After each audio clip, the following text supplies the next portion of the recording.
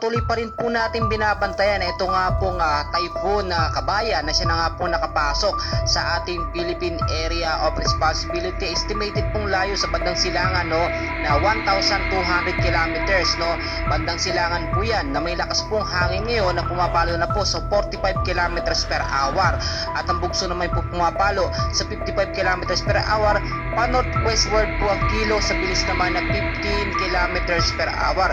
So kitang kita po ninyo sa ating pinaka-live radar, hindi lamang itong Typhoon Kabayan ang ating binabantayan. Meron din dalawang active LPA at isang super typhoon po dito sa bandang silangan, makikita nyo. Pero masyado pong malayo itong tatlong binabantayan natin, kaya nakafocus po tayo dito sa Typhoon Kabayan, which is at ang direction po niya ay makikita nyo talaga patumbok siya bandang silangan Mindanao.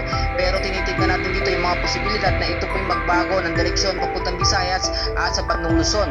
Ito po 45 kilometers per hour ang lakas po ng kanyang hangin at posible pa po itong lumakas sa paglipas po ng ilang mga oras or within 24 to 48 hours.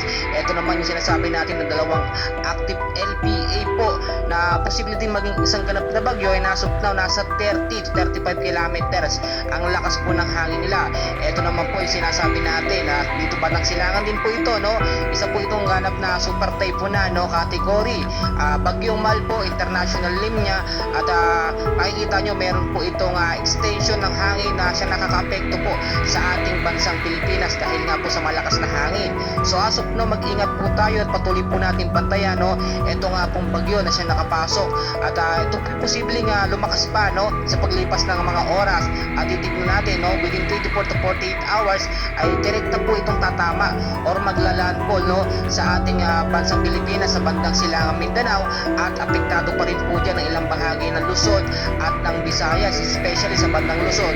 Kaya ngayon pa lamang po pinag-iingat na po yung mabababang lugar po sa Metro Manila. Mag-ingat po kayo sa pagbabanta po ng baha dahil nga po posibleng magkaroon po ng malakas at patuloy na pag-ulan dahil na nga rin po sa lakas o sa Typhoon Kabayan na siya po ating namata nagbibigay ng pag-uulan sa ilang bahagi po ng Pilipinas. So as of now, mag-ingat din po yung matataas na lugar na nagiging cause po or posible magkaroon ng landslide dahil po sa patuloy na pag-uulan. Tandaan po ninyo, never and ever natin mapipredict ang galaw po ng bagyo ng panahon, babago-bago po yan.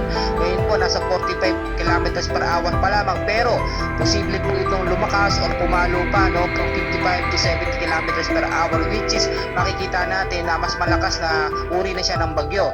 At ngayon din po kung may mga lakad po kayo, especially sa hapon at sa gabi, ugaliin po magdala ng payong jacket o kaya naman po kapote, lalo na po sa mga magbabiyahe at nagmomotor.